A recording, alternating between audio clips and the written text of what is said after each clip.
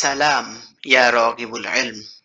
হেদায়ার পথে মিডিয়া হয়ে হেদায়া মিডিয়ার আবির্ভাব, জ্ঞান সুধার বিনিময়ে করি রবের সাথে ভাব। প্রিয় রাগিবুল ইলম, আজ বুখারী পড়ি সিরিজের ৯৩তম পর্ব। আর আজ আমরা শিখতে চলেছি ৭১ নং পরিচ্ছেদ থেকে ইমাম বা মুহাদ্দিসের সামনে হাঁটু গেড়ে বসা। আবুল ইয়ামান রহমতুল্লাহি আলাই আনাস ইবনু মালিক রাদিয়াল্লাহু তাআলা আনহু থেকে বর্ণনা করেন, একবার রাসূলুল্লাহ সাল্লাল্লাহু আলাইহি ওয়াসাল্লাম বের হলেন। তখন আব্দুল্লাহ ইবনে হুযায়ফা দাঁড়িয়ে বললেন, আমার পিতাকে। তিনি বললেন, তোমার পিতা হুযাফা। এরপর তিনি বারবার বলতে লাগলেন, তোমরা আমার কাছে প্রশ্ন করো। উমর রাদিয়াল্লাহু তাআলা আনহু তখন হাঁটু গেড়ে বসে বললেন, আমরা আল্লাহকে রব হিসেবে, ইসলামকে দ্বীন হিসেবে এবং মুহাম্মদ সাল্লাল্লাহু আলাইহি ওয়াসাল্লামকে নবী হিসেবে সন্তুষ্ট চিত্তে গ্রহণ করে নিয়েছি। তিনি একথা ৩ বার বললেন। তখন রাসূলুল্লাহ সাল্লাল্লাহু আলাইহি ওয়াসাল্লাম নীরব হলেন।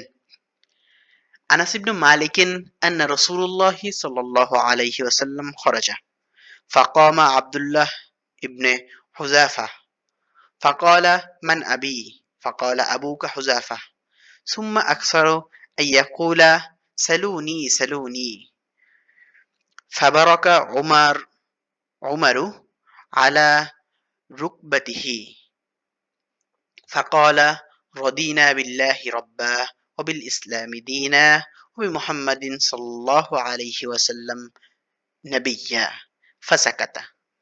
এভাবেই প্রতিদিন একটি করে হাদিস শিখে রাসূলুল্লাহ সাল্লাল্লাহু আলাইহি ওয়াসাল্লামের ব্যক্তিত্বকে আপন করে নিতে হেদায়া মিডিয়া সাবস্ক্রাইব করে বেল বাটনে অল সেট আপ করুন।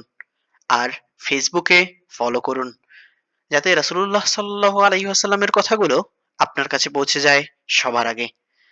সদকায়ে জারিয়ার মর্তবা অর্জনে লাইক, কমেন্ট, শেয়ার করে পাশেই থাকুন।